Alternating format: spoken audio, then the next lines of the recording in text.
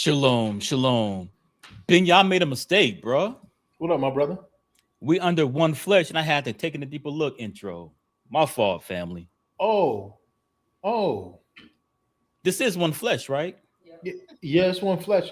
You know what? I wasn't even paying attention. I I wasn't wasn't even paying. paying attention, bro.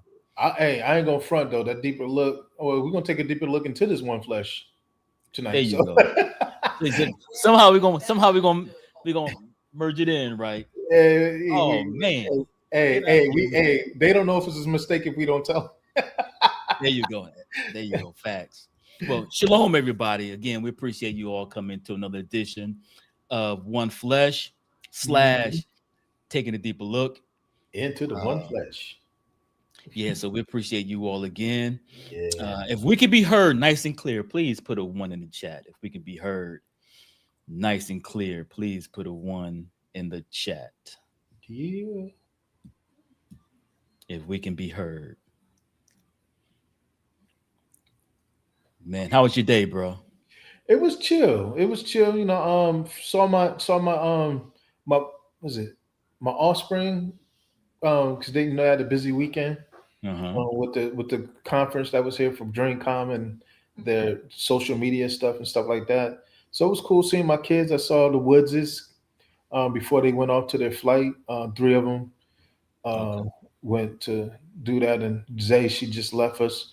So and she looked good. She was in good spirits, and so Good. it was good seeing her and stuff like that. Other than that, just a couple phone calls here and there, and now I'm meeting with my brother doing the part that I love. So let's get it, man. All praises, all praises. So again, tonight is One Flesh slash taking a deeper look.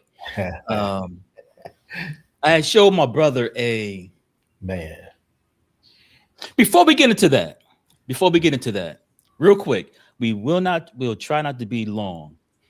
So we want to be mindful of the people's time. mm, Um, but we're talking about the title of tonight's conversation mm, is the marriage paradox. mm, You get married to die. And that was sparked or inspired by something I was watching on YouTube. There's a brother that's going through a uh, former athlete that's going through a tough time in regards mm, to some crimes and some divorce from his wife for I think over 12 years now. mm, And I was looking at a podcast of this brother named Jason Whitlock.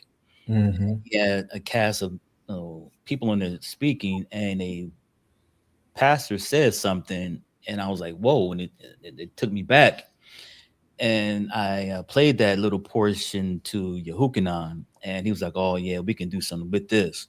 mm. So I'll play that. It's very short. I'm just going to play you what he said that inspired tonight's conversation. Yeah.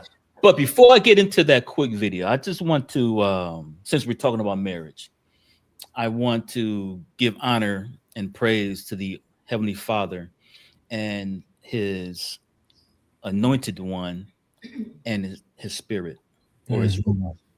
Yes, sir. As I was kind of looking over some scripture, I was beginning to think about my own marriage, and I just want to shout out to my wife, my beautiful wife Cheryl, Mhm. um, for the many years of the ups and the downs, the smooth and the rocky. She has stood by me for 32 years. Mhm. Let me repeat. She has stood by me for 32 years. We've been Mhm. married 28 years. So I Mhm. thank the Most High for my wife. Uh, Mhm. you can make it. Yes. You can Oh, make it. look And at I you. want to I'm, give I'm getting a, emotional. oh, no, no, I won't get emotional.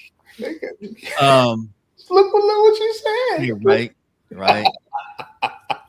But over these 32 years, I was in a marriage paradox Yeah. because I had to learn to die. Yeah. Is what we're going to talk about. Um, Mm. I remember being a newlywed, and my mom got sick, And at the time, we were living about 3.5 hours away from her. Mm-hmm. My wife stayed at home, and I traveled back to my parents to visit my mother while she was in the hospital. As I was doing so, I had went by a family friend. She kind of was raised in the family. You know how it is in those black families. You befriend a family and you become so close that you call each other brother, sister. That's my cousin, and there's no relation, but you become really close. Mm-hmm. Those things. And so I went by her home to visit her, and then we sitting and we're talking. Her brother, one of her brothers, were there. No, we laughing and talking about the good times and being in high school and all this other stuff. We were just laughing it up. So her brother was like, I got to go. So he ended up leaving, and so it was just me and her, and we just sitting there laughing and talking. And then not too soon after her brother leaves, the the tone in the house began to change. She began to look at me real strange, like sexually real strange, and she began to talk that talk. Now remember, I'm newly married. My wife is at home. And no, she know I'm married. So I do believe she may have came to the. I can't remember. No, I don't think she came to the wedding, but she know I was married. And she doing that talk and licking her lips and all this other stuff. And so I'm like, when I see that, I'm like, you know what? I told the young lady, I said, I'm gonna go ahead and go. It was good seeing you. And then I leave and I go to the hospital and I spend the rest of the evening with my mom and into the night, into the morning. Do that weekend, whatever, with my mom.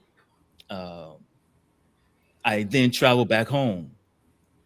Sometime later, my mom, we're talking, and my mom is like, "Yeah, I spoke to such and such, and she got to telling me how good time she had with you, and she made it sound like now my mom is no fool. Yeah.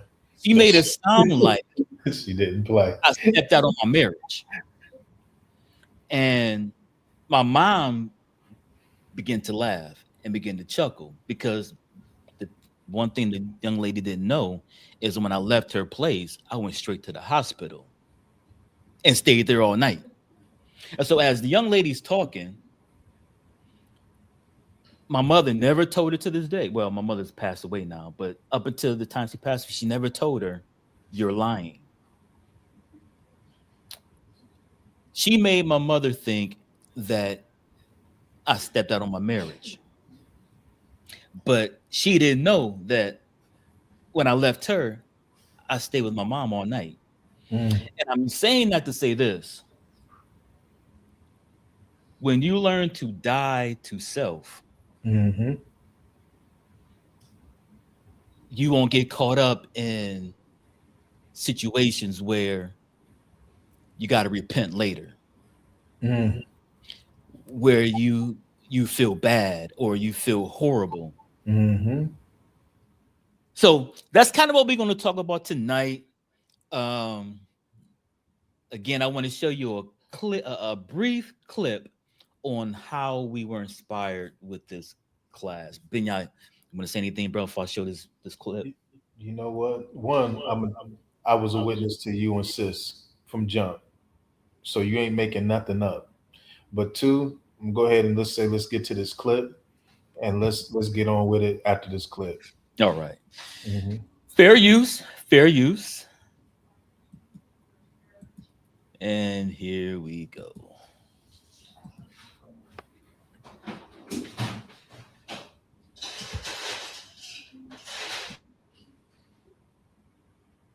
Jason. And I say this with all humility, in that my buddy and I, Darrell Harrison, in our podcast, we talk about this particular phrase often, and we tell couples that marriage is where you go to die. It's where you go to die. People have this rosy idea about marriage, but marriage is where you go to die. The text says in Ephesians that that the man is supposed to lead his wife and suffer for her as Christ led the church. Christ died for the church. He died for his bride. The woman is to submit. For many women, submission is a death sentence, right? All of it is designed for you to kill the sinful nature in yourself, to think more of Christ. And as a result of you thinking more of Christ, being able to love a sinful human being, right? Your wife is a sinner, the husband's a sinner, two sinners coming together with all their sinfulness. They're going to sin against each other. But this is the space, the covenant of marriage, where they go to die to self, to die to pride, to die to their own selfishness, right? And then kids come along and add to the death that needs to happen as you realize that them little crumb scratchers, you know, are the ones that you now have got to work for and earn for and live for. And so it's all about thinking about others before yourself. And again, for Marcellus, he can die a death to Christ, or he can be skewered in social. All right. Mm-hmm. He said, you get married, you go to die. Any thoughts on that, bro, before we get started, man? It's crazy that we're having this conversation, because I know when the big homie was with us, this was something that we had talked about. I want to say, might have been about 2 or 3 years ago, where it's funny that we are revisiting this, and that when it came to marriage, that was the understanding, like that we come to die. But I don't think we ever looked at it as circumspect as we probably should have, because I think if we had the understanding coming in, then I think it would curve a lot of, or be proactive in dealing with a lot of mess that we encountered going through the marriage, because we focus on the day. The bride is beautiful, the groom is sharp, everybody's dancing, celebrating. The last wedding, we all were together. It was a beautiful wedding. Mm-hmm. But then after that, the work begins. Mm-hmm. And if the seed does not die, there can be no fruit. And I don't think that we get into the wedding understanding that our wedding or our union ultimately becomes a seed that it can bear fruit. I yield there. That's interesting you say that. I think we conflate the two. We do. Almost like, to your point, it's almost like we put so much into the wedding. Yes, sir. The wedding, when you really peel back that onion, the wedding itself is only a few hours. Man. The wedding, you know, we here in America, we've been conditioned to what a marriage looks like, and it's far from a biblical worldview. But we'll spend months and years getting the right suit, getting the right color, getting the right dress, getting the right makeup dress. We'll spend time on the how many people, what type of, will it be a small wedding? Will it be a large wedding? Right.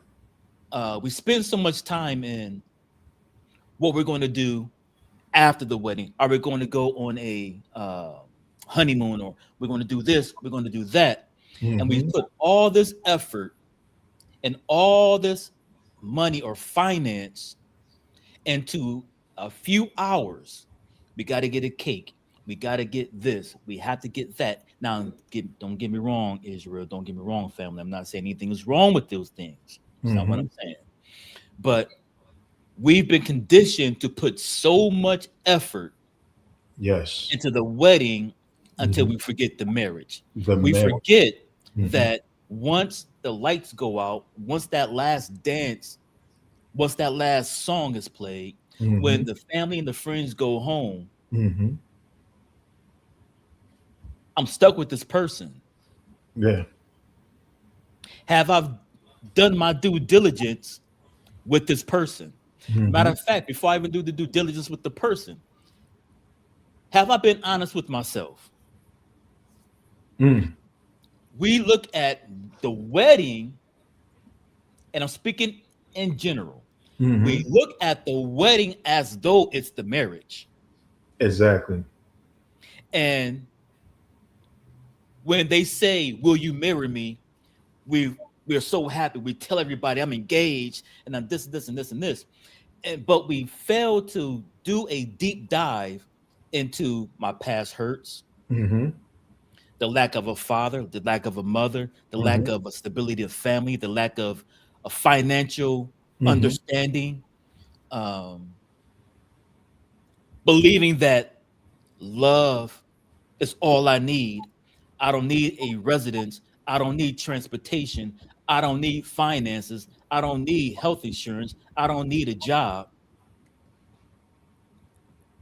I just know that I love this person. Yes, sir. Yes, sir. And my own issues growing up, the way that I was raised, the environment that I come from, Mm-hmm. I haven't dealt with that to bring in another person who has or has been born or raised in a total, most of the time, a total different environment. And now these two environments, after now they on a one road collision down this runway called marriage. Yes, sir.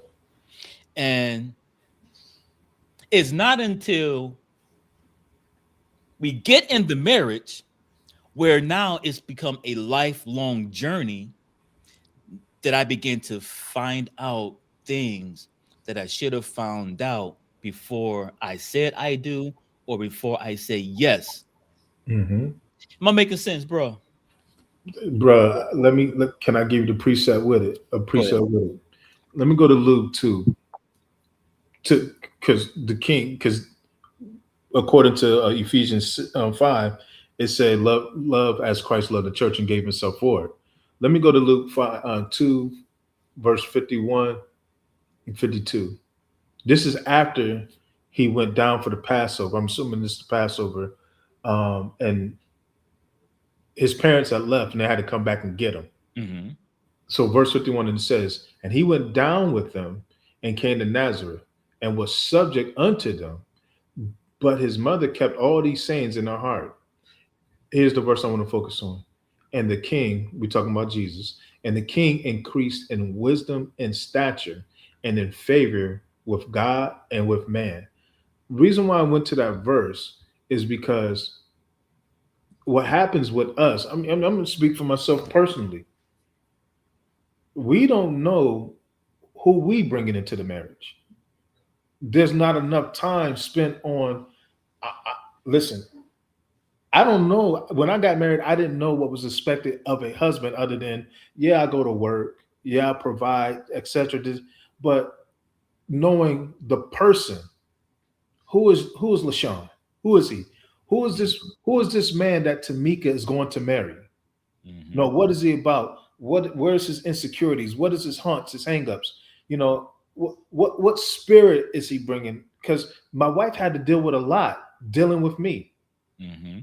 And I'm just talking about me because I believe when they talk about Christ from the age of 12 to the time where he presented himself to the bride at age 30, the word says he grew in wisdom and stature. Mm-hmm. I believe that the king took time. I know I don't like this. I know I don't like that. This kind of got to me. I could handle this differently. He's learning. So he's learning through his suffering from 12 to 30, and he's finding out what kind of man does he want to be for his bride, because he's not only seeing himself, but he's seeing the needs of his bride. Mm. And I think as men, we need to really do introspection before we operate in Leviticus 25 and make a vow. What is this woman getting? And be honest. Am I a mess here? What don't I like? Can she handle this? Because the Bible says we're incomplete in and of ourselves. Word Mm-hmm. says that a man that find a wife find a good thing and obtain favor. And so there's some things that I'm going to present or bring that she's going to have to help build and nurture, that if I'm not aware of that, then I frustrate my help. Mm-hmm. And I think for me personally, I'm just being transparent. I spent a lot of years frustrating my help because a brother didn't know what he was bringing to the marriage. I just knew I just wanted to love this woman and be with her and be a good man. What the heck does that look like? Mm-hmm. Are you there? Very, very, very beautiful, bro. We're talking about the marriage paradox. Mm-hmm. Marriage, you go to die Mm-hmm. before you can live. I can remember Mm. being transparent. One of the things I had to learn to overcome, I was a very selfish person. Mm-hmm. I was the only son of my mother and father, had three sisters. And my mother really catered to me, I guess, from that position of being the eldest child and son. Mm-hmm. She had me at a very young age, and we grew close. Um, so that afforded me to be selfish and only thinking of myself. Mm-hmm. And I did not know what marriage was about in regards to now my parents were together Mm-hmm. until my mother passed away. So Mm-hmm. all I know is a man and woman in the house Mm-hmm. had wonderful parents, Mm-hmm. Yeah. gave us a wonderful picture of what that looks like. Mm-hmm. But they couldn't teach me what marriage is Mm-hmm. per se. Mm-hmm.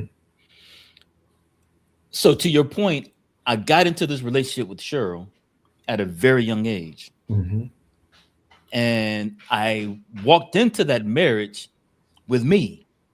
Yeah. And that me at that time was, it's about me. I would leave and stay gone for hours and not one time think to call her and let her know I'm okay or where I am or whatever. Everything I Mm-hmm. did was selfish. So I had to learn, I have to die to that because it's no longer Mm-hmm. me. I'm not doing things on my own anymore. Yeah. So that's sort of the things we're talking about tonight. Yes, sir. Those of you that are desiring to be married, know who you are. You're Mm-hmm. good and you're bad. Mm-hmm. And be able to be honest and be upfront with that person with your good and your bad. Mm-hmm. I was talking to my sister last night, one of my sisters last night, and she said something so profound that many of us do as people. Mm-hmm. When we meet someone for the first time and we're getting to know somebody, um, we put what we call that proverbial, we put our best foot forward. Yes, sir. But that best foot forward is really a false foot Yeah. because we're portraying something that we're not consistently Bro, who we are. Yes, sir. my wife didn't even see my feet till about 6 months into the relationship. You talk about putting your best foot forward. I was putting my best socks forward. What the heck we talking about? Go ahead. Yeah, so we put that so-called best foot forward and we put this we become this actor, we become this actress Yeah. because we recognize who's in front of us and we don't want to let that go. So we begin to portray something that really we're not because when you keep living, you keep moving, the real person comes out. But a lot of times what we don't do is we don't take self inventory and be honest with ourselves about who we are. Because Mm-hmm. who we are, at some point, that person is going to be revealed to that potential spouse. Yeah. But the unfortunate thing and the sad part about it is now that we have made this thing a valid oath in Mm-hmm. the ears of the Almighty and the eyes of the Almighty without doing our due diligence, Mm-hmm. whatever the case may be, peer pressure, relatives getting married, your kids getting married, whatever the pressures are, we don't self-reflect. Mm-hmm. We're not honest with ourselves on both sides. On And I'm both sides. Yes, speaking sir. Mm-hmm. generally. And that can uh it can bring a problem when you say I do, and then we get past the wedding, Mm-hmm. and now the real deal is here. And now you're coming up, man. I didn't know this about this person. Oh man, I didn't know he was like this. Oh man, I didn't know she was like this. Because while we're doing that courting, we our head is in the sky and Mm-hmm. our heart is everywhere. And Mm-hmm. we're so this and they're so that. Mm-hmm. Can't see no wrong. And the little wrong that you see, oh, I'm in love so much, you just overlook it Yeah.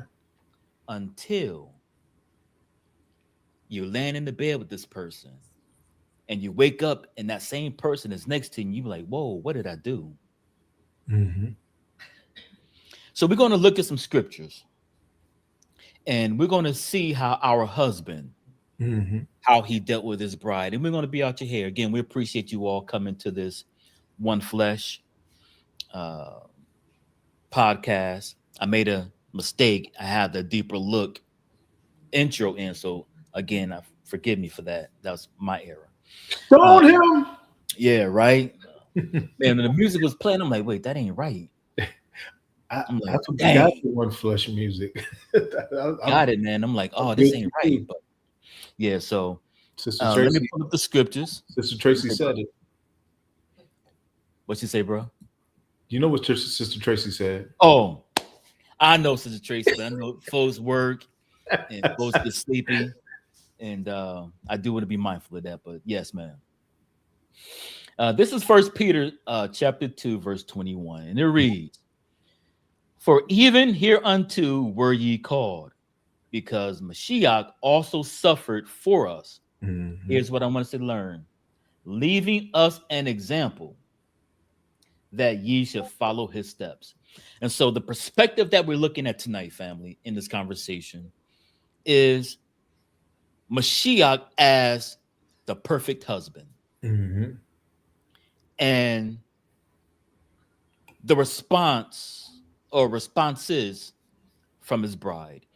And to keep it in context, we're talking about the Mashiach as the husband, Mm-hmm. and we're talking about the 12 disciples as his bride, because it would be those 12 men that would take that message of the husband to the rest of the world. And so what we learn of our husband comes from those that were there with him. Mm-hmm. So we as his bride, we're going to see how they functioned. And we're going to see the Mashiach as the husband Mm-hmm. and how he functioned with them.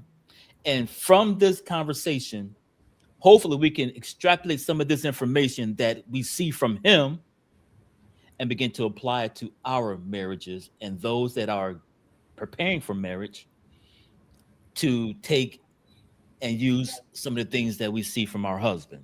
All right. So let's go to our first scripture. Give me 1 second. I'm gonna see if your first thought is my first thought. Don't put me on the spot like that, bro. Huh? So don't put me on the spot like that. All right. Knowing you probably on something deeper than what I was on, but yeah. No, I'm gonna keep it light. I'm gonna keep it light. I want to be mindful of the people's time. Yes, sir. But this is John chapter 21, and I'm gonna start at verse 15. I'm gonna read 15 through 17. It says, so when they had dined, Yeshua said unto Simon Peter, Simon, son of Jonas, lovest thou me more than these? He saith unto him, yea, Lord, thou knowest that I love thee. Mm-hmm. He saith unto him, feed my lambs. He said to him again the second time, Simon, son of Jonas, lovest thou me? He saith unto him, yea, Lord, thou knowest that I love thee. He said unto him, feed my sheep. Mm-hmm. He saith unto him a third time, Simon, son of Jonas, lovest thou me? Peter was grieved because he said unto him the third time, lovest thou me? And he said unto him, Lord, Thou knowest all things. Thou knowest that I love thee. Mhm. Yeshua saith unto him, feed my sheep. Very quickly, we're going to look at something very quick, and then we're going to move on. But I find it very interesting how the English language doesn't honor the scriptures properly. We know that the Mashiach asked Peter 3 separate times, does he love him? Mhm. Let's look at these responses. Look at these. Let's look at the question, look at the response. Yeshua says to Simon Peter, Simon, son of Jonas, lovest thou? This Greek word for lovest is agapeo. Strong's G25. Agapao. Agapao. Agapao. Agapao. We going with agapeo. Forget all that. Yeah, we're gonna say agapeo. Yeah, I don't know what he talking about. So the Messiah is asking Peter, y'all follow your boy. I'm not gonna be before y'all too long. Mhm. He asked Peter, do you agape me? Let's look at Peter's response. He said unto him, yes, you know that I. Strong's G 5368. Phileo. Phileo. Do we see a difference here, family?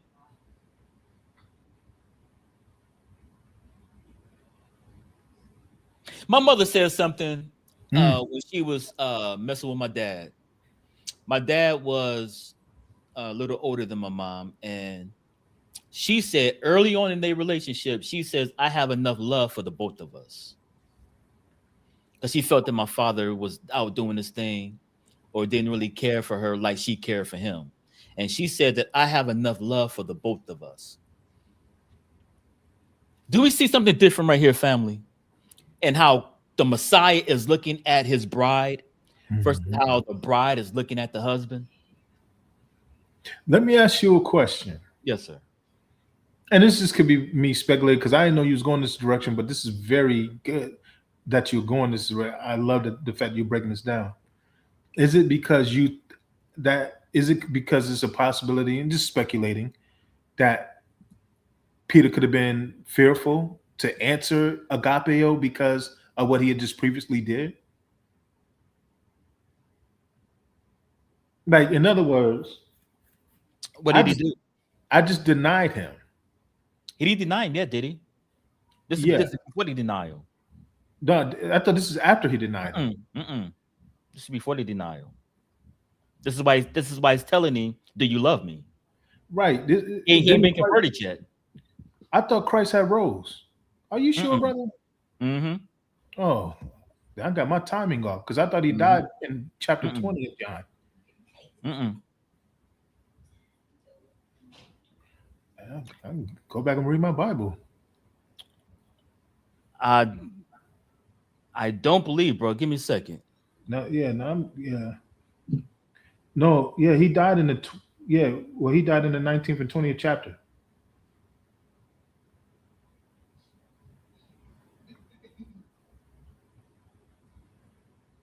Yeah, look that up for me.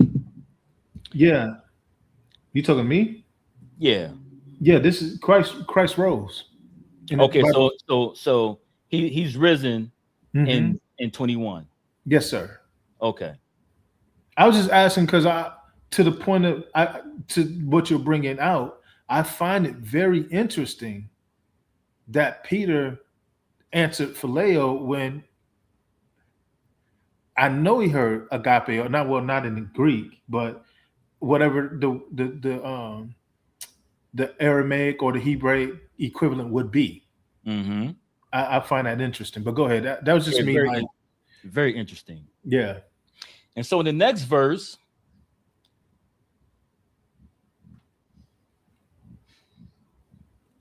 he asks him, let me get back there again.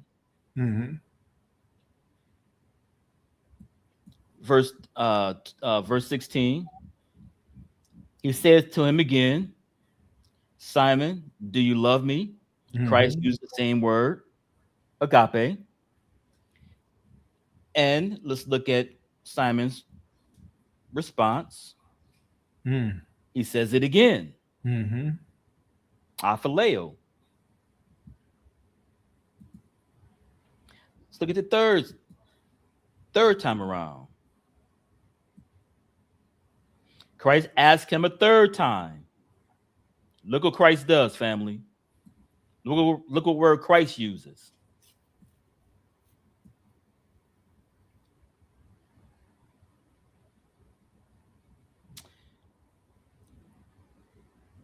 Christ uses the word that Peter has been using all the time. Mm-hmm. And now Peter's grieved, and Peter says it again. Again, I don't want to get too involved, but when you go and do your research, you'll see a vast difference between these two words. Mm-hmm. A vast difference. What do I want to say? Why did I come to this verse? When your spouse does not meet your expectation, Mm. can you speak into their life? What do you mean? Because what we tend to do when we are at odds with our family or with our spouse or whatever, we're so easily to be triggered and to walk into the flesh. And you want to strike back or get the get back on your own spouse. Can I jump in on that? Yes, sir. And I'm just going to be transparent to what you just brought out. Christ is a different dude because I'm seeing me as a husband, and I'm wondering why would I not be able to get agapeo, and I had to come down to phileo when I'm like, I'm giving you. Why not give me what I'm giving you? Mm. I'm sowing agape. My mindset would be, I expect agape. He sold agape, Mm-hmm. but he had to settle for phileo. Mm-hmm. And he's the king. Mm-hmm. I yield. Yes, sir. Can you still speak life? We're talking about the marriage paradox. Mm-hmm. Marriage is where you go to die to self. Mm-hmm. If our husband left us an example that we should walk in his footsteps, when you keep reading that passage in First Peter, says, who did no sin. Now, the Father allows us to get angry and to show forth those emotions of, I'm upset. Yeah. But there's a dignified way to handling that anger. For an example, we cannot say we are kings and queens and priests, and then at the hint of being angry, I work out my anger like a peasant. Yeah. Lay our religion down. I can't be a king. I can't be a queen. I can't be a priest. And then when my spouse angers me or things are not going the way they should go, that my response is according to my flesh. Are we walking in the footsteps? Because when you go and study that passage, Binyah said him eloquently, he had to come down because what he's giving out, he's not receiving. He is the epitome of dwelling with his bride according to knowledge. Mm-hmm. I'm on a level and I see my bride is not on that level. He didn't leave his bride. He didn't berate his bride. He didn't dog his bride out, Mm-mm. but he found a level playing field with his bride so he can eventually raise his bride up. And gave his bride instructions to help him. Mm-hmm. The mission is still the mission. Like, Mm-hmm. in other words, okay, if you don't agape me yet, but you phileo me, the expectation is still will feed my sheep. Mm-hmm. Mm-hmm. You still got something to do. Mm-hmm. Mm-hmm. So when your spouse is not meeting expectation, Mm-hmm. how do you handle that as being a king or queen? Yeah. Do we berate them? Do we make them feel less than? Mm-hmm. Or do we find out how we can still speak into their life? Mm-hmm. He dwelt with his bride according to knowledge. Yeah. He knows at some point they're going to rise as long as I can continue to feed them, as long as I can continue to impart my wisdom in them, they're Mm-hmm. going to rise up. Mm-hmm. We see Christ here covering his woman. Mm-hmm. We see Mashiach supporting his woman, And giving purpose. gave purpose. Mm-hmm. Christ in John 21, when you look at it from a perspective of a husband and a wife, a husband dealing with his wife, Mm-hmm. he's covering his bride. Mm-hmm. And we see the response from the bride.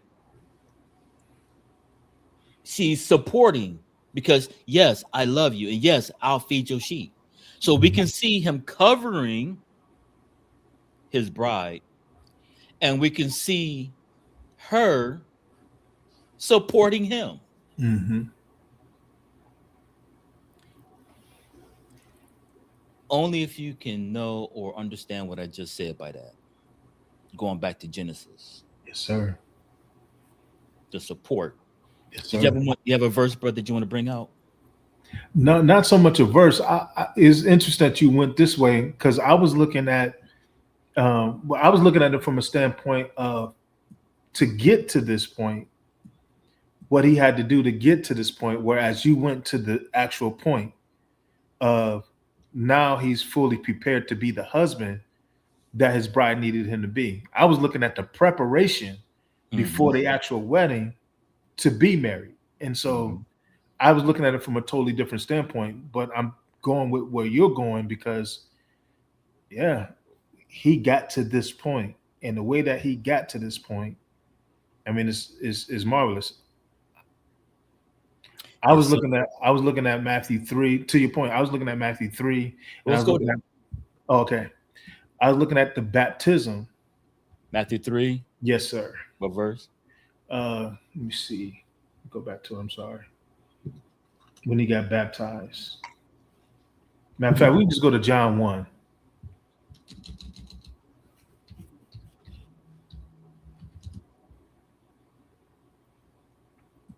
Start at like verse 19. It talks about him being baptized.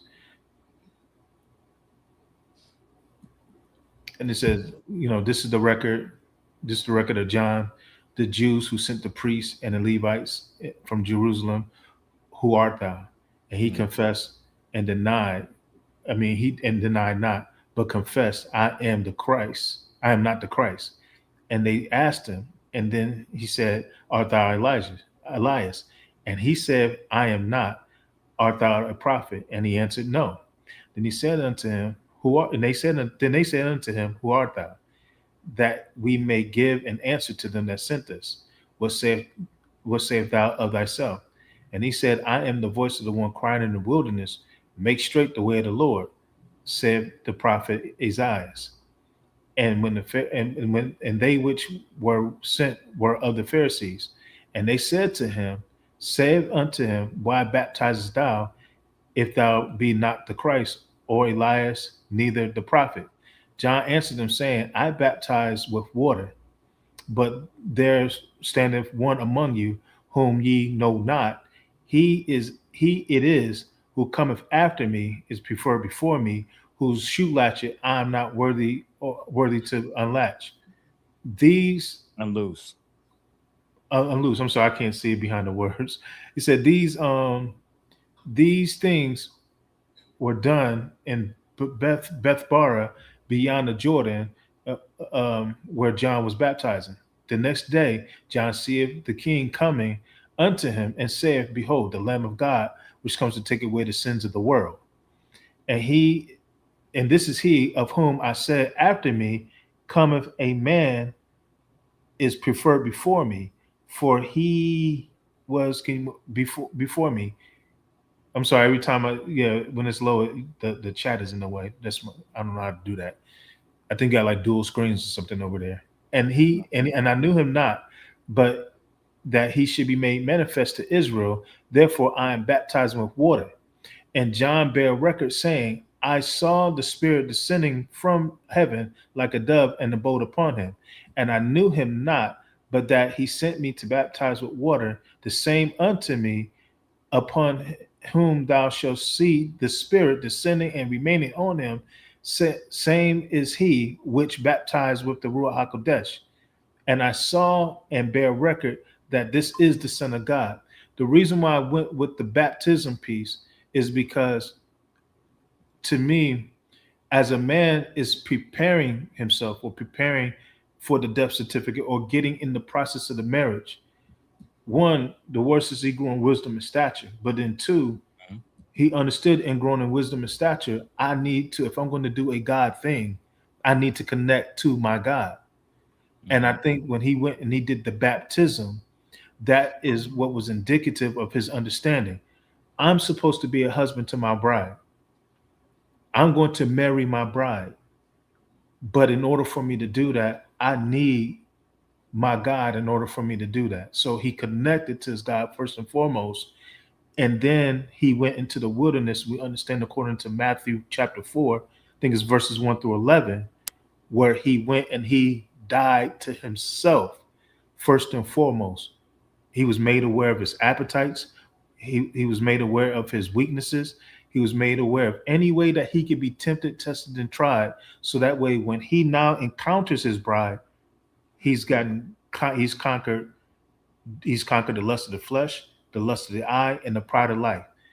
So now, when I deal with my bride, I'm not dealing with my bride from a standpoint of myself or what's in it for me or my selfishness or my elevation. My whole thing of coming to my bride is I'm giving myself unto my bride to elevate my bride.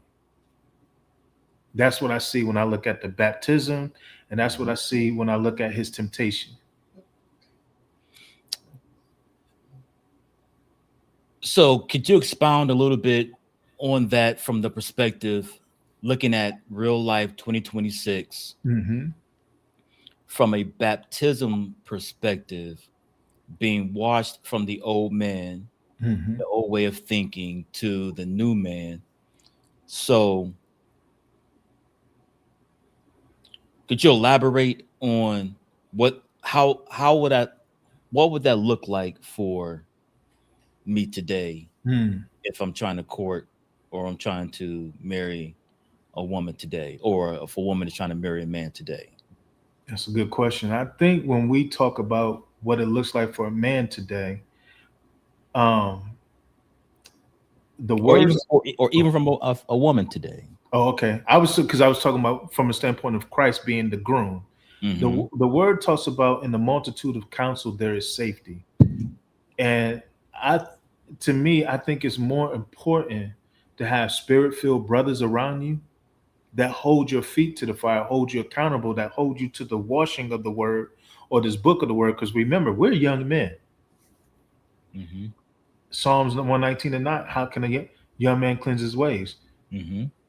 So what it does is it shines the light on the father, and now it lets me know what I'm coming up short at and what I need to do to prepare to be a husband. One thing I told my son is there's no such thing as charity work. And what I mean by charity work is if you're not prepared for the life and the consequences of being a husband, don't lay down with the woman. Because now what happens is you create expectations, or you open the door to expectations that you haven't been fully prepared to meet.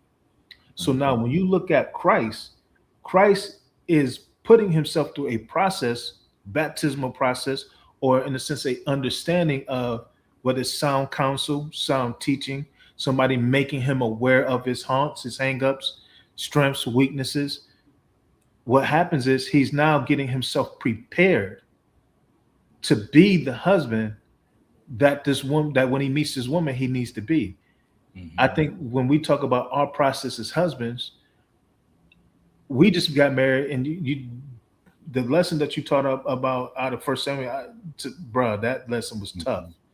When you talk about love not being enough, we Mm-hmm. got married because we loved, but we didn't understand what the marriage process is like. Mm-hmm. If you don't know who you are and what you bring to the table, your talents, your gifts, your career aspirations, your goals, what is your woman called to help dig deeper in and guard? If you can't answer that question as a husband, you have no business getting married, because you haven't washed, you haven't come prepared to work, you haven't come prepared to serve.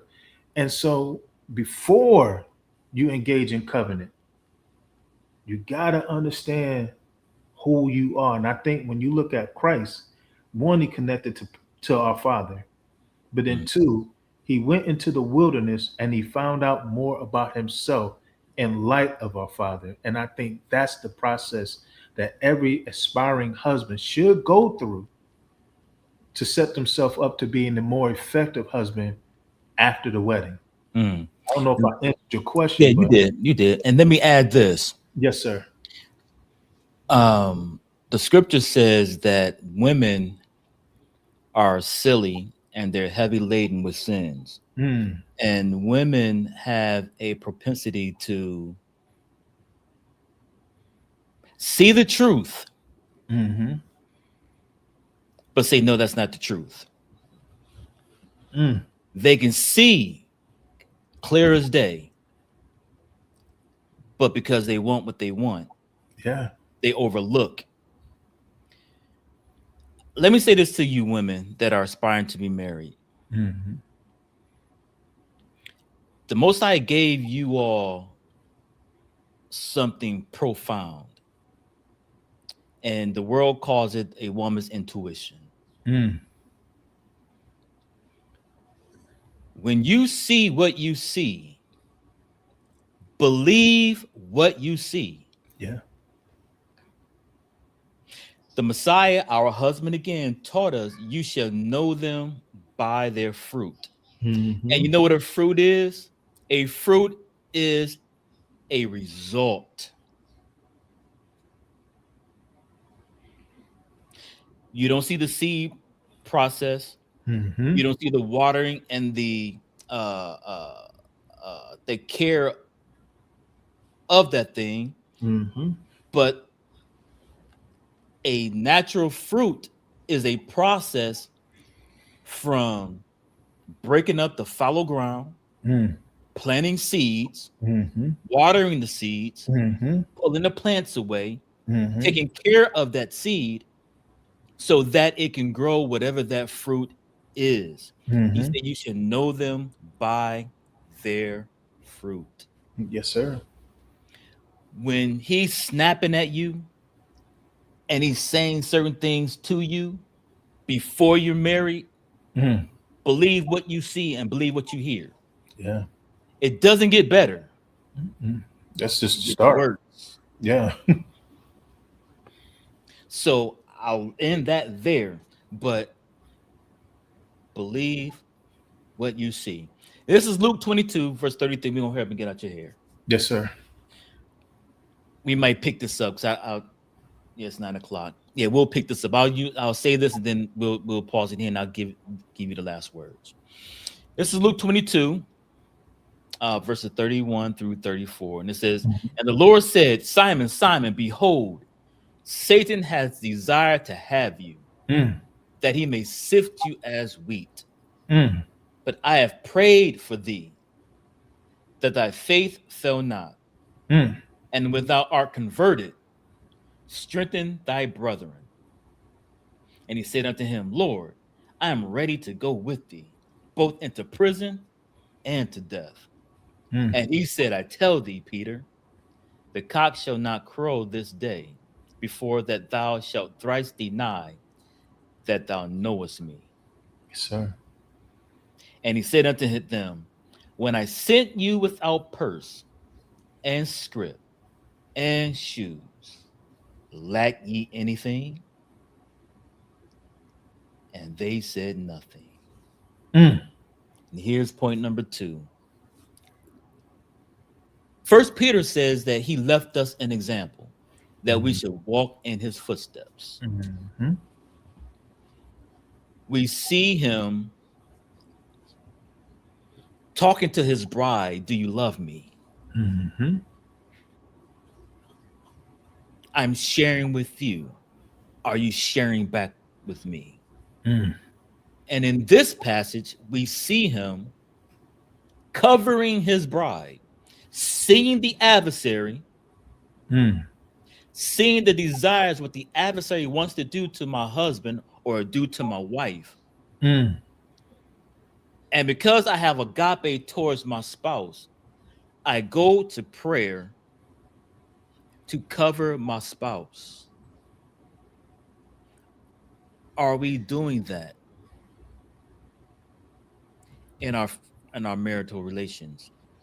Is this part of your makeup for those that are wanting to be married?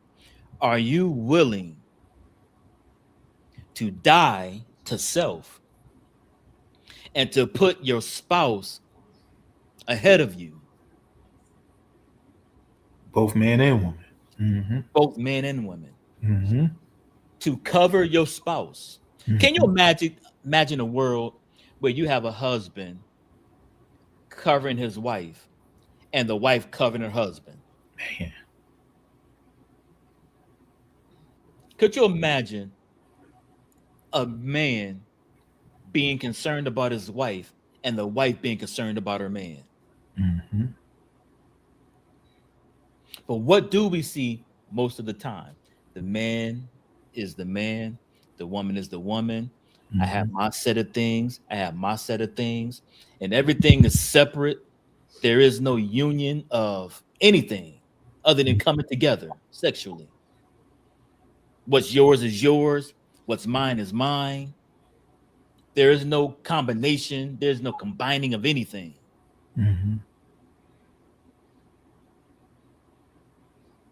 Here we see the Messiah loving his bride enough to cover them. You guys read your Gospels. You know there are many times when his bride made him very angry with their unbelief or their lack of whatever was going on, and he had to upbraid them tough. But when he sees the adversary trying to come against his bride, he says, I pray for you. I pray. So we see the Christ, we see the husband talking love language to his bride in John. And here we see the husband covering his bride in prayer. And we know what goes on in this story, that the adversary did come. And if it wasn't for the prayer of that husband, there's no telling Peter could have been another Judas.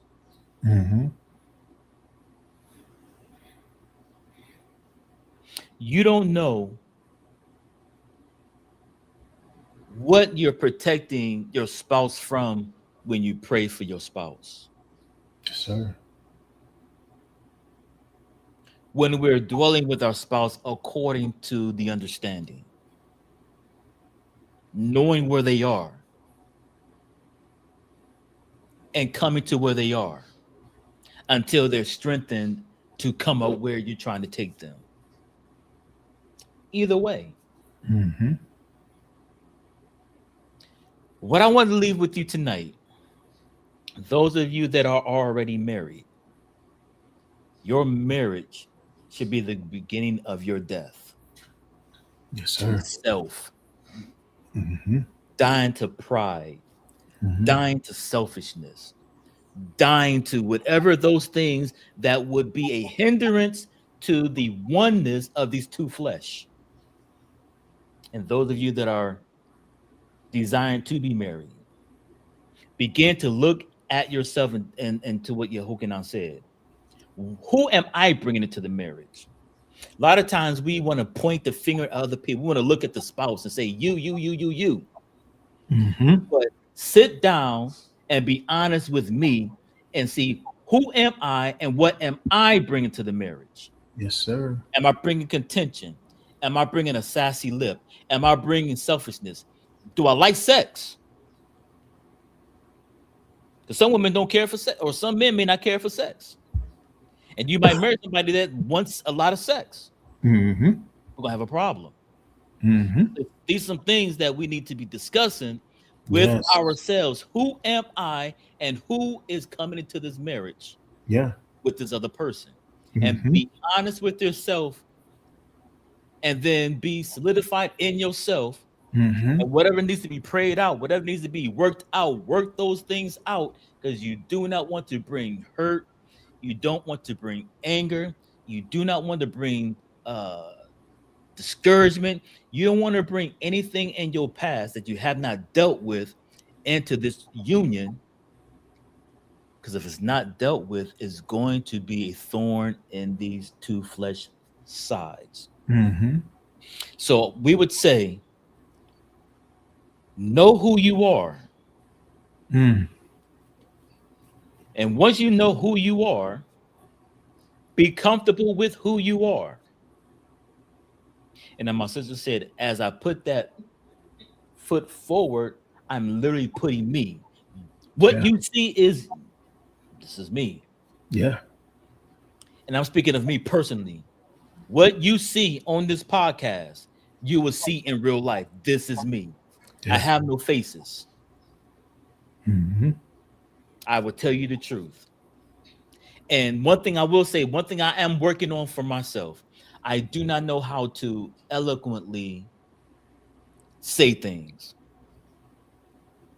I say things, and I've been told that I could be sharp, but I be meaning well. I be honest. I be happy. I be sincere when I say it.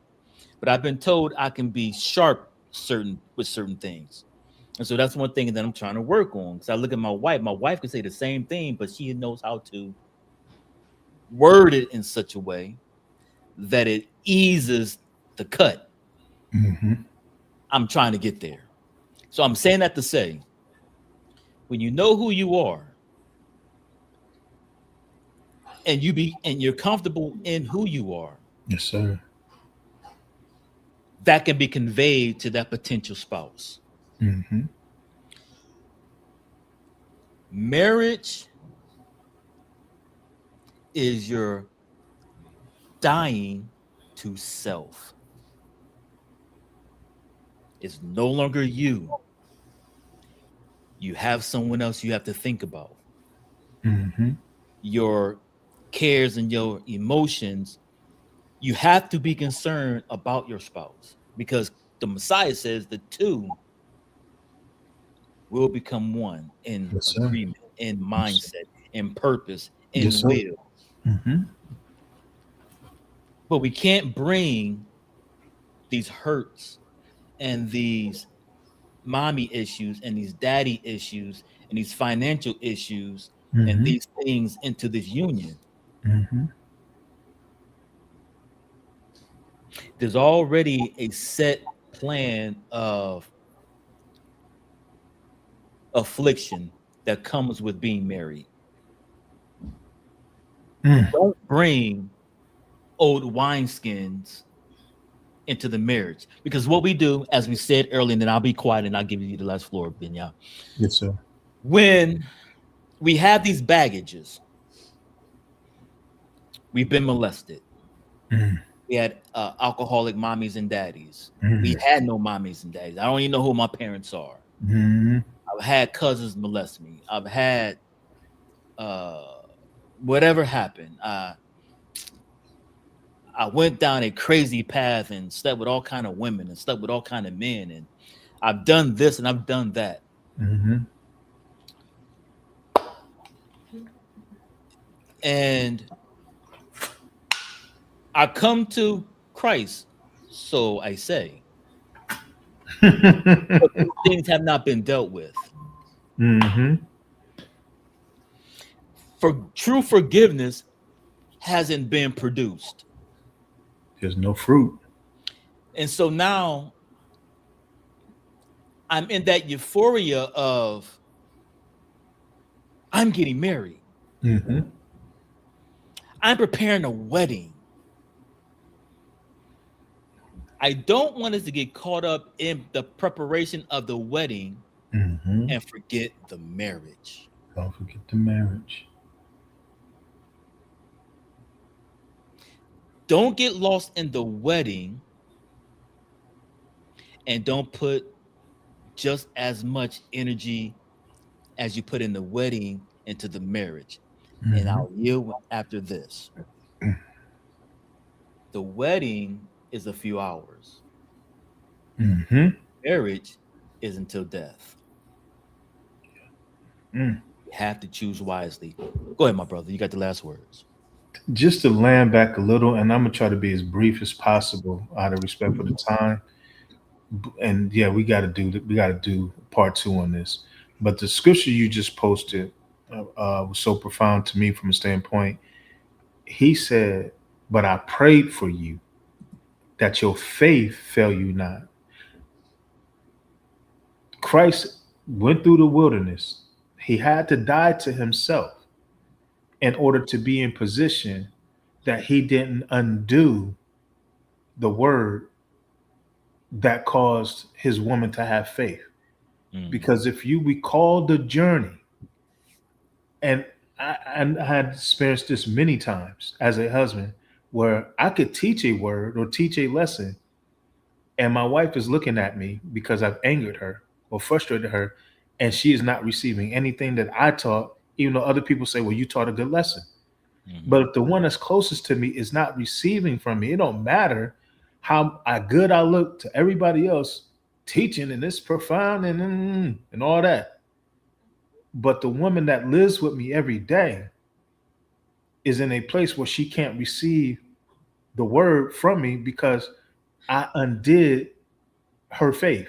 And what I mean by that is my prayer is effective if I love like the king loved. The first thing that the king did, when you look at Matthew's chapter 5, I always say this, his first message, Matthew chapter 5 and chapter 6 and chapter 7. You don't got to go to it, bro. When he taught that lesson, because that's yeah, that's a long message. It's 3 chapters of edification to his bride. So the first thing he does is he teaches her, or he puts, or he gives her seed to hang on for her to have faith. So for him to be able to pray for his bride, that when she is tried or tested, or even if she fails, that her faith fails her not. He had to live a life that was such that he don't undo the word, because he came in telling her, you're blessed. He came in telling her, you're the salt. He came in telling her, you're the light. And he gave her instructions. Keep the Torah. It was once said this, but I say he went through when you pray, how you pray. He instructed her. Imagine if he did not treat her right. Imagine if he did not edify her or continue to bless her, what he would literally do to that message that he gave her. His prayer that he prayed in Luke 22 would not have been effective if for the time that he taught that lesson to the time of this particular prayer, it would not have been effective because he undid everything that he said. If she's light, teach her how to be the light. If she's salt, teach her how to be the salt. If all these good qualities that this woman that you said I do to, she got these qualities, spend the time trying to find out and nurture those qualities. Because now we're at a point where we're secure with ourselves as a man. I'm not competing with my wife. I was talking to a young man today, and I told him, I explained to him, every man in their right mind should want to marry up. I think you and I even said this to each other, bro. Mm-hmm. If my wife is smarter than me, and she is, that's good for me because I'm not a dummy. And we're not in competition on who's the smartest. And so if she's smarter than me, that's a blessing to me.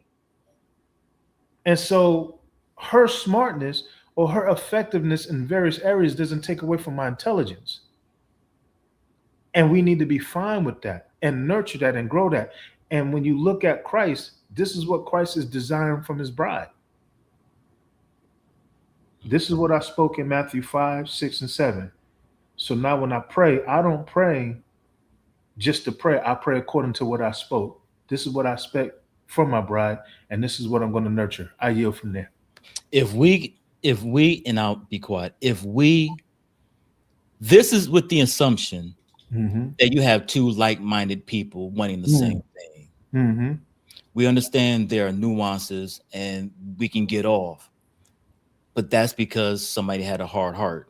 Mm-hmm. Mm-hmm. We're talking about from looking at Christ's relationship with his disciples from a husband and wife perspective, considering he's the husband and we're the bride. And we're going through scripture to show some of the things he did as a husband, such as tonight, having love language, showing the prayer and the protection. So again, we do understand as life continues, we can get off. But tonight's conversation was to get us to think marriage is a beautiful thing that has been ordained by the Almighty, because he said it's not good that man should be alone. But I will give him a helpmeet that is suitable for him. Yeah. So that's what it means when a man finds a wife. He finds a good thing and obtains favor. Why? Because the word of the Most High is it's not good that he be alone. And for any man that fits that, meaning desires to be married, a woman that desires to be married, he says it's a good thing because it's not good that they be alone. Yeah. So again, we're coming from a perspective tonight, trying to look at what Christ did, how he handled his disciples, and learn something that we can apply to our daily lives. For we know he gave himself to his disciples. Did they fully give back to him? Did it matter? So that might be the part two. I hope something was said to get us to think outside of the wedding, the festivities of the cake, the dancing, the food, and the people. Who am I laying down with? Who am I vowing myself to? Who am I waking up to? What type of spirit do they carry? What am I carrying? We don't want to be like Solomon saying it's better that I sit on the roof to be instead of being in the house with a contentious woman. Man. So depending on what we do and how we look at ourselves, and as my brother said, putting that false foot forward, which is not a real foot anyway, I believe that we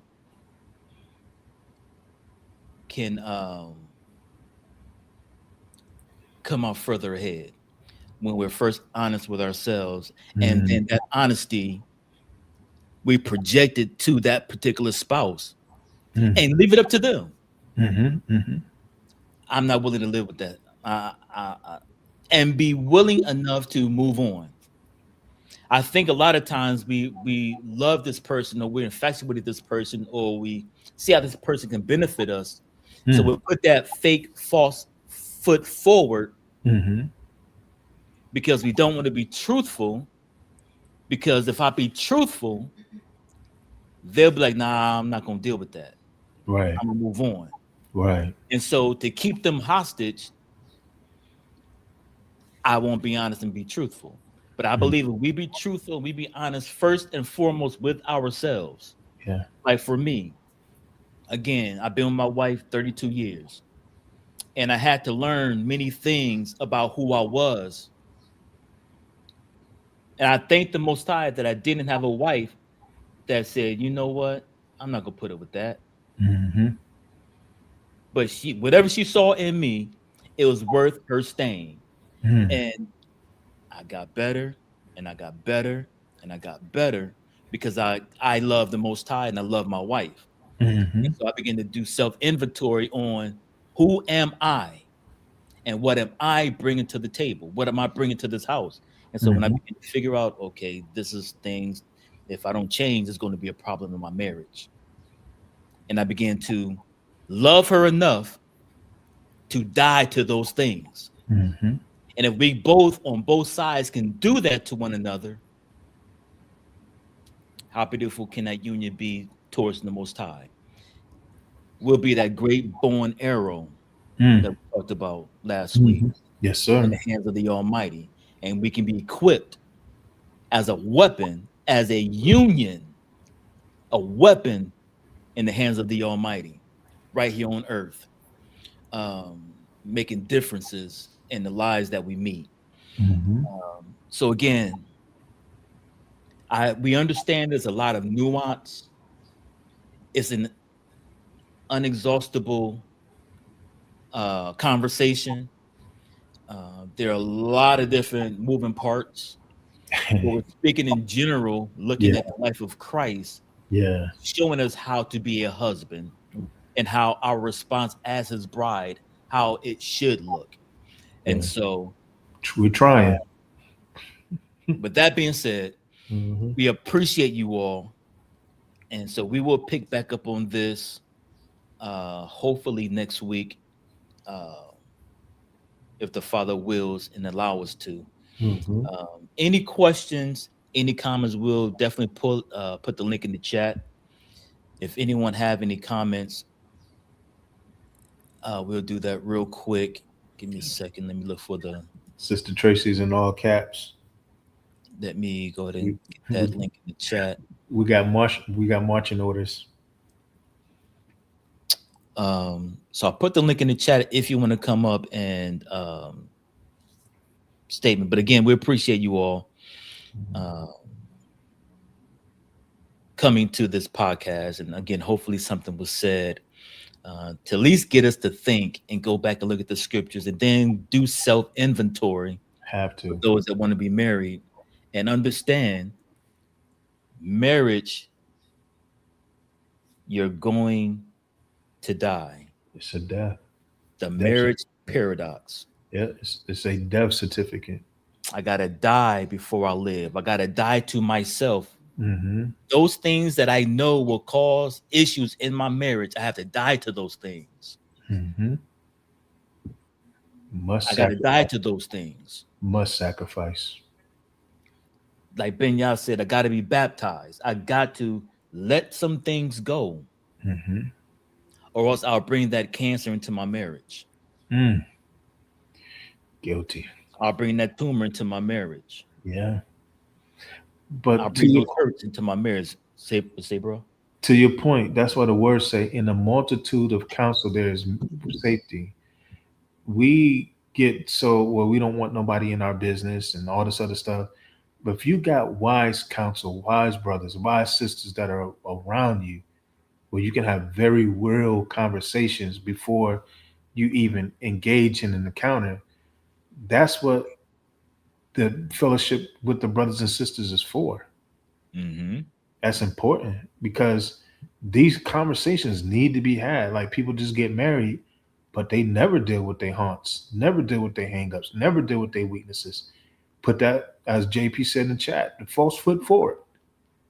Mm-hmm. Yeah. So we'll end it there, family. Yeah. Again, we'll let you guys go. I know it's late. So Mhm. again, we appreciate you guys rocking out with us. Be blessed.